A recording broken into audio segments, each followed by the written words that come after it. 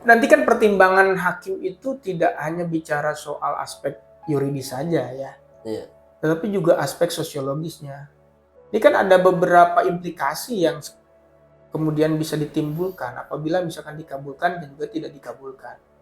Kalau dikabulkan seandainya, gitu ya. Nah ini kan pertanyaannya apakah stakeholder perguruan tinggi itu siap nggak, gitu ya, mampu nggak? Kalau nggak mampu berarti melanggar dong. Kalau melanggar berarti dia harus dipunishment. Maka konsekuensinya bisa jadi kolaps atau bahkan juga bisa jadi bubar kan tidak mampu kan.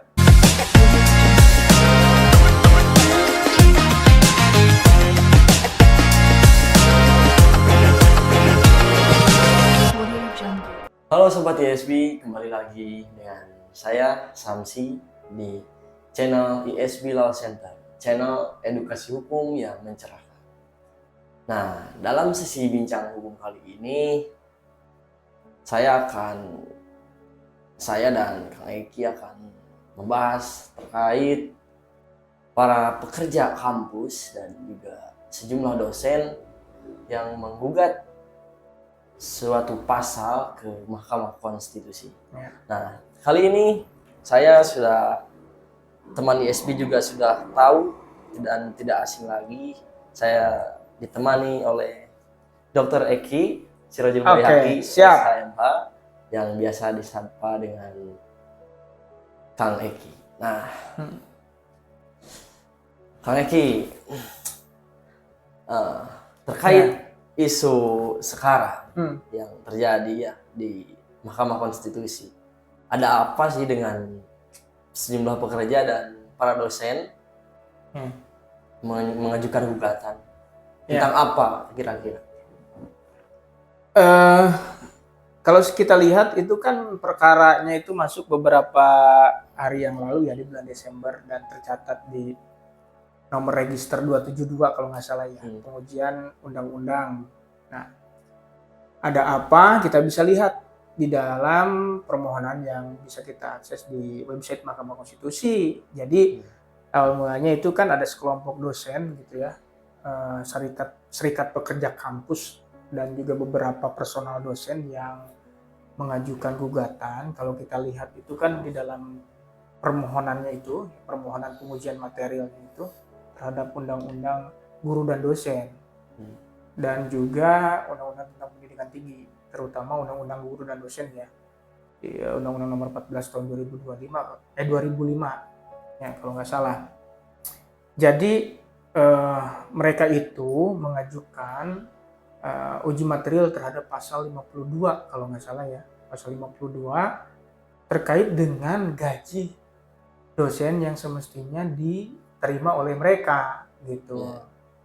Jadi dianggap bahwa pada realitasnya ternyata penghasilan dosen itu bermacam-macam gitu ya. Ada yang di bawah UMP, ada yang tidak gitu ya. Ada yang setara, ada yang bahkan lebih. Jadi kan tidak beragam. Nah, dari keadaan tersebut ya, karena tidak beragamnya itu, terutama yang di bawah UMP.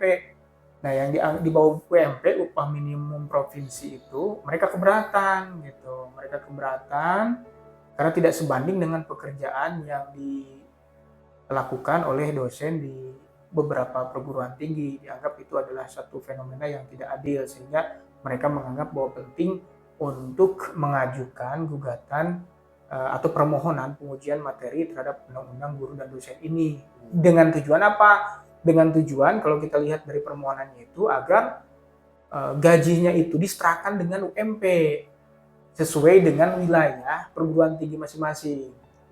Jadi kalau misalnya Jawa Barat itu UMP-nya itu kalau nggak salah di sekitar 2.100.000-an lah ya.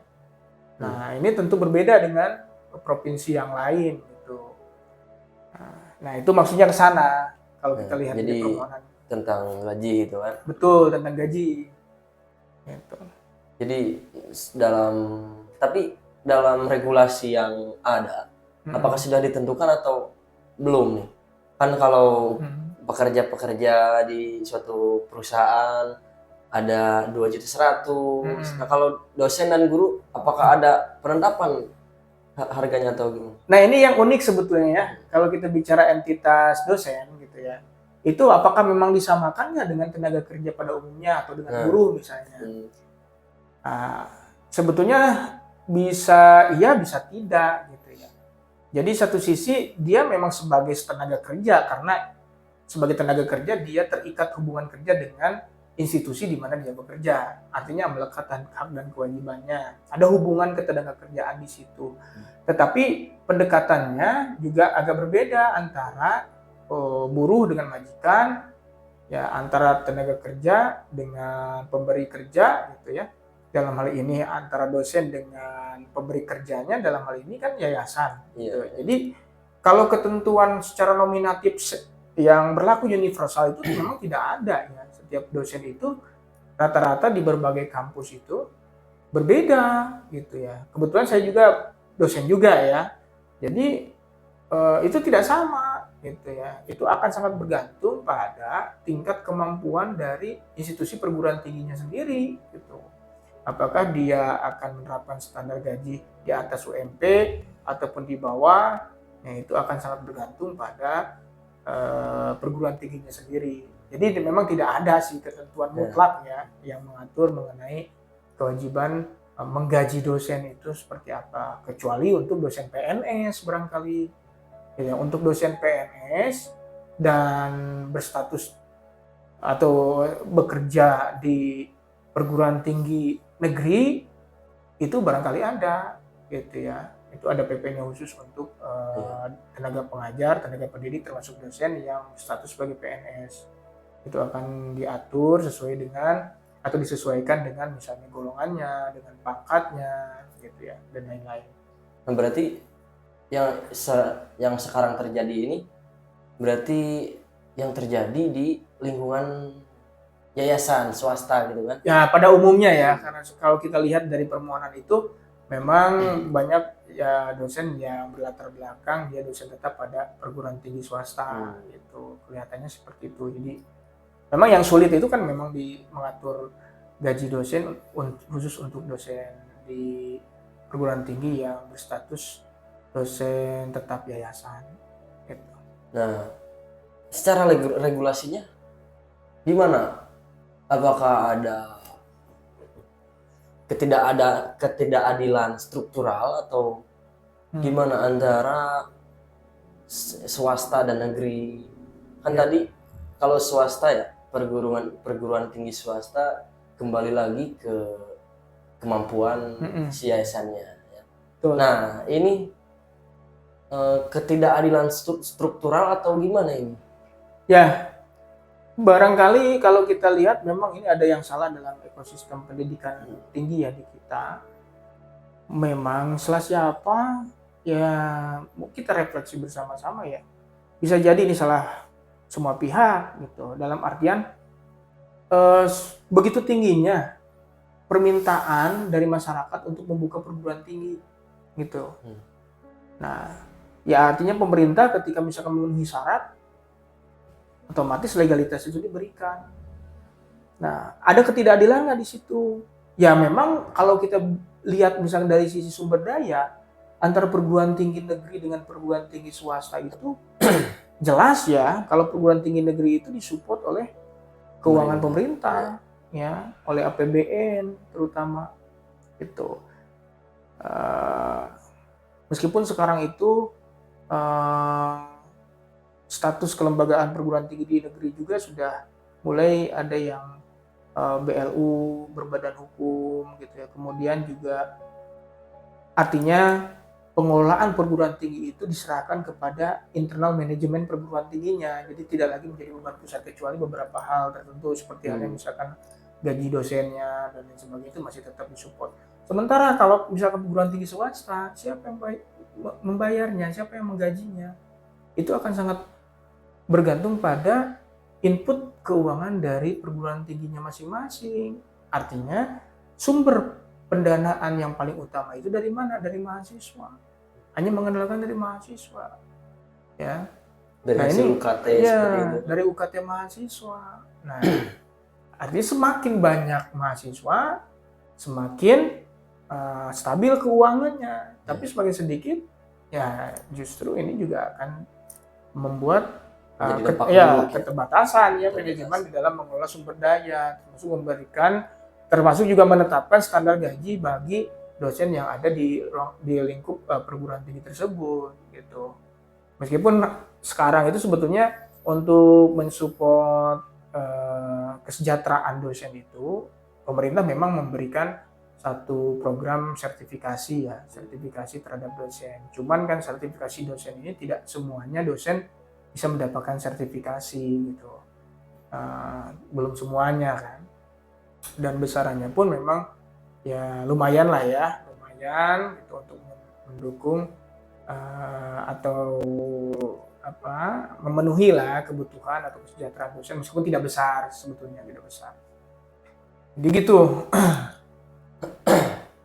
Nah, mengapa kampus bisa membayar gaji dosen dan tenaga kerjanya di bawah UMR? Nah, itu tadi, karena kan setiap perguruan tinggi itu kan berbeda kemampuannya tergantung input keuangannya. Kalau misalkan selama ini kan dari mahasiswa nih, kalau mahasiswa sedikit berarti kan tingkat kemampuannya juga sedikit. Untung misalkan dia masih bisa membayar biaya operasional rutin gitu ya, atau menggaji dosennya meskipun nggak gede gitu ya. Nah, resikonya gimana kalau misalnya tetap mengejar misalnya tadi batas UMP, ya bisa jadi misalkan alokasi yang tadinya untuk operasional yang wajib, kalau kemudian ini misalkan harus dipenuhi, operasional tidak tercover. Bisa jadi nanti collab juga kan. Nah, ini juga harus dipertimbangkan. Jadi tidak seimbang. Tidak seimbang itu akan sangat berbahaya terhadap eksistensi sebuah perguruan tinggi kalau misalnya seperti itu. Membayar gaji dosen, itu menetapkan gaji dosen, itu akan sangat bergantung pada kemampuan kampus, dan di situ kan letak prinsip otonomi perguruan tinggi. Jadi perguruan tinggi itu diberikan otonomi, keleluasaan untuk mengelola perguruan tinggi, termasuk juga mengatur keuangan. Nah, tapi lagi-lagi juga meskipun punya otonomi, akan tetapi ya dosen juga tetap harus diberikan haknya dong. Jangan seenaknya juga misalkan ya menggaji atau tidak digaji misalkan sama sekali gitu ya, atau digajinya sangat minim gitu ya, tidak memperhatikan sisi kesejahteraan, terus kemudian sisi keseimbangan hak dan kewajibannya juga, jangan sampai kemudian diberikan haknya segini tapi kewajibannya juga setumpuk gitu kan, ini juga nggak fair juga gitu. Jadi harus memperhatikan kesejahteraan bagi para dosen juga ya. Betul ya. Pihak yayasan tersebut. Betul. Ya? Karena SDM itu penting. Gak mungkin perguruan tinggi itu bisa beroperasi kalau misalkan nggak ada SDM-nya. Dan bagaimana memastikan SDM ini tetap bisa bekerja sama dengan baik dengan institusi di mana dia bekerja, kan harus terjamin kesejahteraannya. Itu penting gitu. Nah, dalam kasus seperti ini ya, apakah posisi negara ini di mana posisi negara ini dalam kasus seperti ini? Ya, posisi negara dia itu kan sebagai regulator ya. Dari mulai bagaimana dia memastikan legalitas, kelayakan dari perguruan tinggi tersebut, apakah layak untuk didirikan. Bahkan tidak hanya pendirian, ketika dia sudah berdiri, maka itu ada proses review melalui mekanisme akreditasi, ya kan? Nah, di situ ditinjau tuh sejauh mana kelayakan sebuah institusi perguruan tinggi di dalam melaksanakan atau melakukan penyelenggaraan pendidikan tingginya. Nah, dan biasanya itu 5 tahun sekali. 5 tahun sekali itu di review, di audit, dilihat gitu ya. Layak atau tidaknya dengan parameter atau kriteria yang sudah ditetapkan. Biasanya itu dilakukan oleh BANPT, Badan Akreditasi Nasional kan. Nah, kalau layak dilanjutkan, kemudian kalau misalkan dia betul-betul meningkat performanya, dia bisa ditingkatkan status akreditasinya. Jadi dari B, Ya, sebelumnya B bisa betul. kalau Sekarang bagus ya. itu udah nggak ada lagi, Nggak ABC ada. udah nggak ada. Sekarang itu statusnya itu ada terakreditasi dan unggul gitu. Dan tidak terakreditasi. Yang paling atas yang mana? Unggul, jelas yang unggul. Nah, kalau unggul itu udah betul-betul berkualitas lah ya. Udah standar unggul itu. Nah, jadi memang tidak. Nah, itu sebagai regulator dari sisi aspek legalitas pendidikan tingginya ya. Kemudian juga dari sisi lain juga memang ada semacam bantuan pemerintah ya untuk support perguruan tinggi, baik itu untuk SDM. Nah, ada program sertifikasi itu kan, ada sertifikasi untuk dosen. Biasanya tiap tahun itu ada dengan prasyarat-prasyarat tertentu yang harus ini. Cuman kan itu tadi kembali lagi tidak semua dosen berkesempatan untuk mengakses sertifikasi itu. Biasanya di kotanya terbatas juga kan. Terus ada sarpras ya. Sarpras misalnya ada juga bantuan sarpras, cuman angkanya tidak ya sangat tentatif ya, variatif, dan tidak semua perguruan tinggi dapat kan. Itu. Berarti ini apalagi perguruan tinggi swasta. Termasuk insentif dari pemerintah. Ya termasuk program pemerintah untuk meningkatkan performa perguruan tinggi itu gitu. Nah, harapannya ya syukur-syukur semua perguruan tinggi dapat program tersebut, diberikan akses kesempatan yang sama gitu. Nah, terkait gugatan ini, apakah realistis untuk dikabulkan oleh Mahkamah Konstitusi? Nah ini yang menarik ya. Artinya kan nanti kan pertimbangan hakim itu tidak hanya bicara soal aspek yuridis saja ya, tetapi juga aspek sosiologisnya.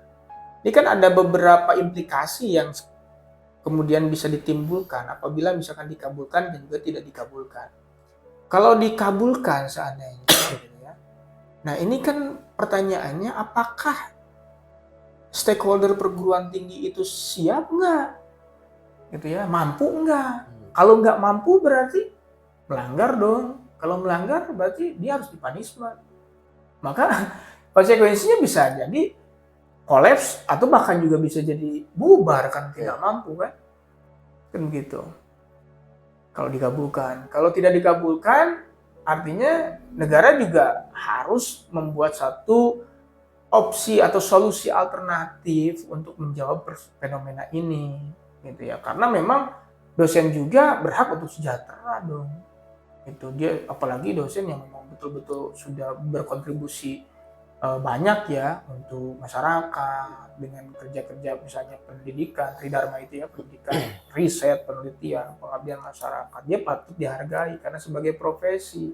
Memang agak ironis sih. Masa misalkan honor dosen gitu ya, kalau dilihat dari permohonan itu kan ada yang di bawah 2 juta juga kan, ada kan 1,5 juta. Memang banyak seperti itu gitu.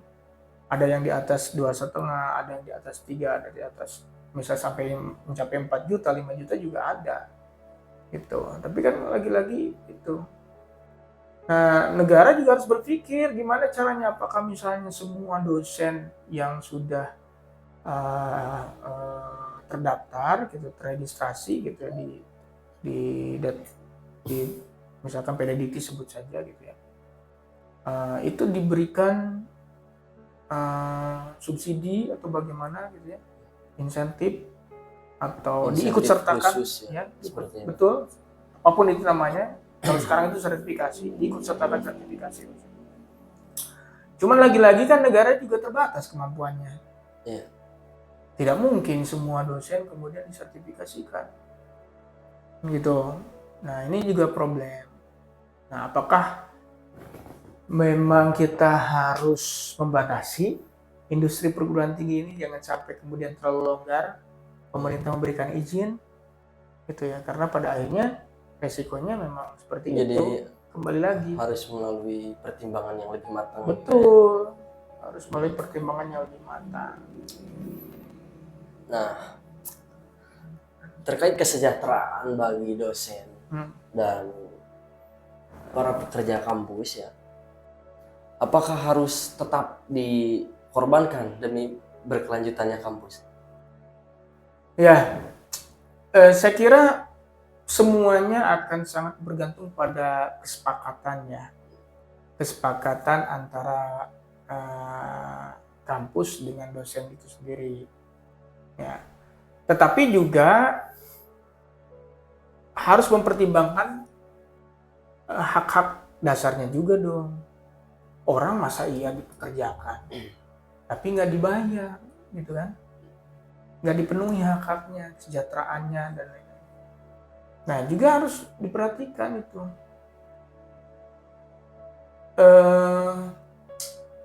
Jadi prinsip otonomi itu tetap digunakan dengan cara tetap hak dan kewajiban juga harus proporsional gitu. Kalau haknya dua, kalau kewajibannya dua, haknya juga harus dua dong. Nah, begitu. Nah, itu akan sangat, makanya agak sulit kalau kita pakai pendekatan murni undang-undang ketenagakerjaan untuk dosennya. Agak sulit gitu. Jadi tetap bahwa prinsip hak dan kewajiban itu harus proporsional. Tidak boleh timpang lah ya, tidak boleh timpang. Memang macam-macam, dari institusi perguruan tinggi itu ada yang menerapkan misalkan gaji pokok yang flat misalnya. Ada yang juga misalnya membuat item-item skema honorarium yang berbeda-beda, ada gaji pokok, ada tunjangan kinerja, ada misalkan tunjangan kesehatan dan lain-lain ya. Nah, ada yang sistemnya itu jam hidup gitu. Jadi artinya nggak pakai gaji pokok. Jadi kalau dia mengajar dibayar, satu kali mengajar misalkan berapa. Jadi kalau nggak ngajar ya dia nggak dapat nggak dapat honor, nggak dapat gaji. Berarti tergantung dia masuknya. Tergantung dia masuknya, aktifnya gitu ya, tergantung kinerjanya. Nah, itu macam-macam, makanya nggak bisa dipukul rata gitu. Nah, apakah terkait hanya soal gaji atau gimana? Ya, ini persoalan ini hanya terpaku soal gaji atau martabat seorang dosen? Ya, jadi antara martabat dan gaji itu sebetulnya setali tiga uang, dalam artian kita menghargai martabat profesi, itu kan profesi ya, dosen itu sebagai profesi yang mulia malah, gitu kan? Itu kan harus dihargai. Nah, penghargaan kita itu dengan cara berapa sih nominal yang pantas untuk membayar dia, gitu kan gitu. Kalau misalnya dengan profesi yang mulia seperti ini kemudian kinerjanya bagus, gitu ya. Tapi misalkan penghargaannya sangat minim juga, itu nggak memanusiakan istilahnya itu, gitu ya. Tidak menghargai ini. Meskipun pada akhirnya kembali ke pribadi masing-masing, dia nyaman nggak bekerja di sebuah institusi yang tidak menghargai dia, itu kan kembali ke dosennya juga pada akhirnya. Ya, cuman karena itu tadi ya, sekarang industri perguruan tinggi sudah seperti industri ya. Meskipun rata-rata itu didirikan oleh yayasan. Jadi mereka harus memang profesional betul gitu. Cuman dosen itu sekarang itu dihadapkan pada silakan aja, meskipun misalnya dia tidak bekerja lagi di situ, di luar sana banyak juga yang pengen jadi dosen, ya kan? Begitu. Jadi seakan gimana ya? Dihadapkan pada situasi yang sangat dilematis. Gitu. Dilema bagi dosen sendiri. Betul, dosen sendiri. Jadi pihak kampus tidak begitu memperhatikan. Ya, kecuali meskipun sebetulnya Pak kampus juga butuh banget ya SDM dosen, karena ada batas minimal juga kan dosen itu dalam satu prodi misalnya. Nah, ini juga terjadi sebetulnya tidak hanya di dunia perguruan tinggi, sama juga di perusahaan pada umumnya kan. Coba bayangin misalnya dari sekian perusahaan, mana sih berapa persen sih perusahaan yang membayar dengan minimal UMP gajinya tuh? Bisa terhitung jari lah. Rata-rata semua di bawah UMP. Cuman kembali lagi, mereka sanggup nggak untuk membayarnya? Kan gitu. Kalau tenaga kerja nggak mau, ya akhirnya kan terserah kamu mau bekerja atau enggak. Nah, Iya. jadi dihadapkan pada situasi semacam ini. Makanya negara ini penting. Tadi peran lagi negara sebagai regulator untuk memastikan bahwa tidak kemudian diserahkan mekanisme ini kepada korporasi gitu ya, para pemilik modal. Harus ada sisi perlindungannya. Makanya itu negara harus Hadir. betul-betul harus hadir gitu untuk memastikan agar hak mereka itu terpenuhi, terlindungi gitu dengan regulasi yang ada. Tetapi regulasi ini juga harus berpihak juga kepada semua pihak. Gitu. Harus adil. Nah, dikarenakan saya lagi kurang sehat, Kenapa? harus minum dulu ya. Ya. Batuk mulu. Ya. Nah, terkait dengan gugatan ini, menurut Kang Eki, terobosan hukum seperti apa yang harus dilakukan Mahkamah Konstitusi supaya tidak memberatkan keduanya, baik itu dari pihak dosen ataupun tenaga kerja ataupun pihak kampus tersendiri, pihak yayasan sendiri. Ya, terobosan seperti apa? Yang jelas mindsetnya memang harus progresif ya, tidak legalistik pure gitu ya, normatif tidak. Dan saya percaya bahwa Mahkamah Konstitusi juga akan membuat satu putusan yang sangat berperspektif keadilan untuk siapa? Untuk semua pihak. Untuk dosen, untuk perguruan tinggi, dan juga termasuk pemerintah, terutama peran pemerintah ini penting ya, peran pemerintah. Saya tidak dalam rangka mengintervensi ya, saya tidak dalam rangka mengintervensi putusan Mahkamah Konstitusi karena yang diminta itu kan dia cuma satu poinnya sebetulnya oleh pemohon ini. Oleh pemohon ini cuma satu, dalam artian dia ingin memberikan tafsir baru terhadap pasal 52 ini gitu ya, untuk dimaknai bahwa gaji dosen itu yang dimaksud dalam pasal 52 Undang-Undang Guru dan Dosen itu dimaknai minimal dalam batas upah minimum provinsi. Nah, tetapi juga kembali lagi harus dipikirkan kalau misalnya diputus, resikonya bagi perguruan tinggi yang tidak mampu bagaimana? Gitu. Nah, apakah perlu misalkan diatur bahwa pemerintah juga harus ikut memberikan subsidi terhadap perguruan tinggi misalkan yang tidak mampu untuk membayar gaji dosen setara UMP, gitu. Nah, ini kan perlu ada intervensi program. Nah, intervensi program yang dibuat oleh pemerintah agar regulasi dan kebijakan pendidikan ini betul-betul menjadi skala prioritas. Nah, termasuk alokasi anggarannya harus ditambah, jangan sampai kemudian dipangkas lagi gitu ya. Gitu. Karena investasi terbesar itu dan signifikan itu untuk kemajuan bangsa itu kan di bidang pendidikan gitu. Sekarang udah banyak memang KIP segala macam, ya kan. Tapi belum semua mahasiswa ya, kadang-kadang KIP juga bisa jadi tidak tepat sasaran gitu kan. Nah, termasuk juga afirmasi, program-program afirmasi untuk meningkatkan taraf kesejahteraan dosen itu sendiri. Jadi harapannya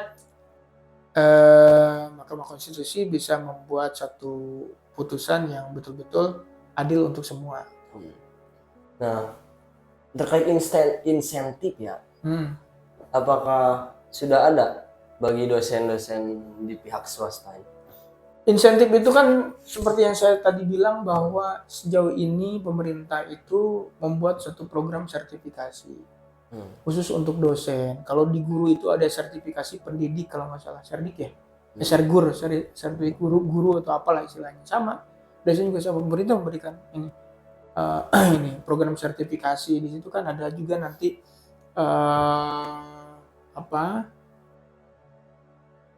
hak keuangan yang dimiliki oleh dosen bergantung pada jabatan fungsionalnya, kemudian pangkatnya, golongannya, dan lain-lain. Masa kerja ya.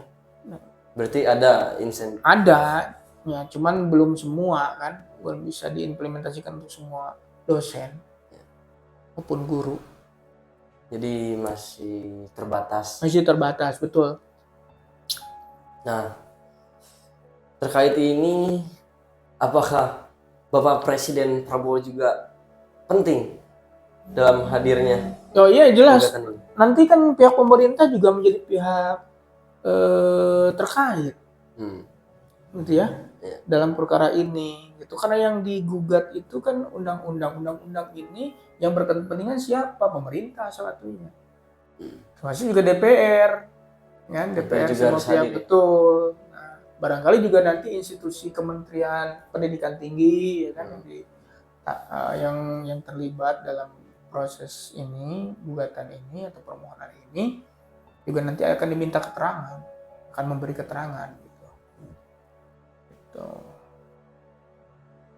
Oke, Sobat ISB, demikian sesi bincang hukum kali ini terkait para tenaga kerja dan sejumlah dosen yang gugat ke Mahkamah Konstitusi terkait gaji. Nah, Sobat ISB, jangan lupa like, comment, and subscribe. Dan juga jika ada Sobat ISB yang ingin mengkonsultasikan terkait hukum, bisa hubungi channel kami. Dan jangan lupa tunggu kami di episode selanjutnya. Wassalam dan salam bahagia.